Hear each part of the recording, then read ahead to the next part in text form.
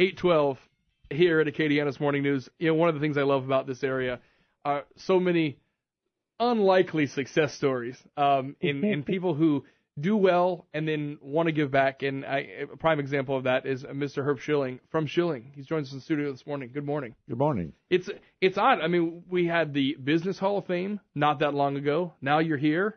Just can't get enough, right? Well, I guess you reach a certain age and say, we better do something now or never.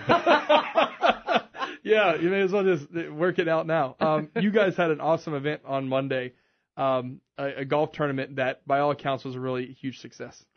Yes, we hosted a fundraiser for the Veterans Memorial to be built at Moncus Park.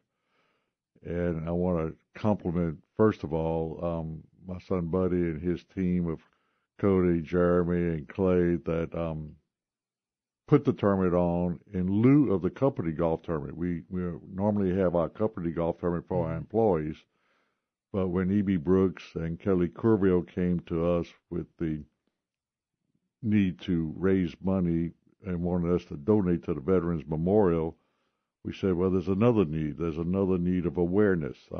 People don't know what is going on at Moncus Park. They don't know about the Veterans Memorial. And just to raise money, I don't think would be fruitful. So let's raise money and create awareness. All of them worked very hard. We had a full tournament and a very successful tournament financially. Well, first of all, the shocking part of that is that Buddy and his team actually work a little bit over at Schilling. I mean, that's surprising, but it's like good you said, you two are friends. it was fun. Well, he knows I wear the Budweiser sweater at the right times. But it's just so cool that it is even though it wasn't the company golf tournament, it was in place of it, and everyone was behind it and behind this mission. Why is the Veterans Memorial so important? Well, it's history. The veterans represent the price we pay for freedom. Freedom is not free. Mm-hmm.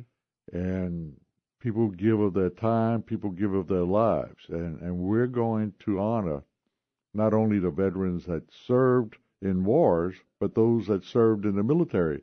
Because those that serve in the military deter wars and deter problems and protect our freedom. We were talking yesterday. I was telling Bernie the story of my grandpa who always worked in payroll. He was a finance guy, was an officer in the Navy. And to him, he always felt a little bit guilty when Veterans Day came around, and we would want to talk to him, and we were so excited because to him, he said, well, no, I was working in the office. I was in air conditioning. And when I would try to explain to him, but no, you were a part of it because if people weren't getting paid, they weren't there That's either. right. And it all kind of comes together. I hear of a lot of people from Lafayette who go to the Veterans Memorial they have in Opelousas just because it's comforting. It's comforting to see that sort of a tribute. So it's exciting to have it here. Well, right. Here. What I like about the Veterans Memorial that we're building at Moncus Park is that people will go to the park not necessarily to view the memorial, but will have the opportunity to leisurely walk by and educate or re-educate themselves to history. Yeah. And history is something that we can't change, we can't erase, we can't hide. History is something we learn from and try to become better. Yeah. I want to ask you a question, switch gears just a little bit, because I think we have a wealth of knowledge sitting, arm's length away from us in here. There are so many new businesses, and the business climate people love to talk about in the Acadiana area. You're someone who saw a need and saw an opportunity for all these years to run a successful business, which is now, your son Buddy is taking over the helm. Something tells me you're still the boss when you walk through the hallways, but we know his role. What do you make of the current business climate? Just your thoughts on it. Well, business is ever changing, and you've got to be able to adapt to change. Technology changes so rapidly, and you got to take advantage of that technology. And I don't have any skill set there whatsoever, and I depend on my team to make offerings and to change. And they are staying on top of technology. We just added 56,000 square feet of refrigerated warehouse space. We quadrupled our draft cooler, which we keep at 32 degrees, quadruple the size.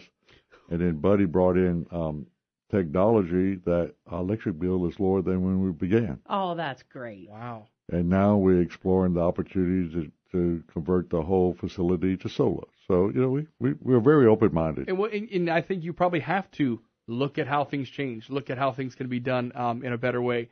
I talked a bit about the Business Hall of Fame. You were honored this year. Bernie and I were so happy to host that event every year. And one of the things that stood out was you put so much emphasis on your people as your best resource. Well, which is true. It's like coaching a football team, a baseball team. Who you recruit. If you don't have good players, I don't give a damn how good of a coach you are. You're not going to win. It's true. And you have to keep those players happy. If I'm the coach and the general manager and I don't recruit good people, shame on me. Yeah. So I've always taken the time to interview, to analyze, to hire, to mentor, congratulate or terminate, depends on how they perform. But I don't just keep people on board because they been here so long. They perform, and I give them reasons to perform, and I've been very good at it. I love your philosophy though, because you invest in the people, but then it also sounds like your philosophy with the people is exactly like your philosophy with technology.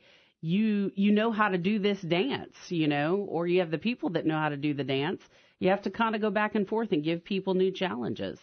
Well, and the difficult part of that is when you bring on new technology, some of the old people like myself, kind of get lost. And you got some that can adapt, some that can't, some that have to be put in a different role. And we're man to man, we face up to it, and they understand. Yeah, absolutely. Herb Schilling, thank you for coming by this morning. It's been awesome getting to know you and from a distance and all the great work that's done. I think it's a great example. Well, let me, in closing, be sure to encourage everybody to contribute to the Veterans Memorial at Monkers Park. We're trying to raise $1 million. You didn't ask the key question. Well, I didn't know if it was out there. I didn't know what the amount was. We weren't sure if we were going to. We were able to raise, at this point, my team raised $60,000 from the tournament, that one-day tournament, one-day event. Okay. My wife, Renee, and I matched that. Oh. Okay. So we are at $120,000. Whoa. And from there, we have an anonymous donor, who I don't know who it is, so don't try to pry it out of it, that matched that. So we're at $240. Wow. And we may be at $250 before we turn in the checks. Yeah. So $250,000 in a Monday golf tournament. I like Mondays now. Well, that's great. I can't wait to see all of these projects. I know Monkers Park it's so funny because just the park itself, the mission is to bring people together into one central place. But I think what has happened, and we've seen it, it's also brought the business community, private donors, and just people who want to invest in something. It's brought them together as well. So this memorial is going to be something to see. Yeah. Good luck with the rest of your fundraising. Thank you. Thank you. I don't think it's going to take you too much time, Mr. Schilling. That was magical, man. 8:20 now at News Talk 96.5 KPEL. We'll update you on the progress of the memorial, of course, as we get more information at kpel965.com. Stay with us. We're back next.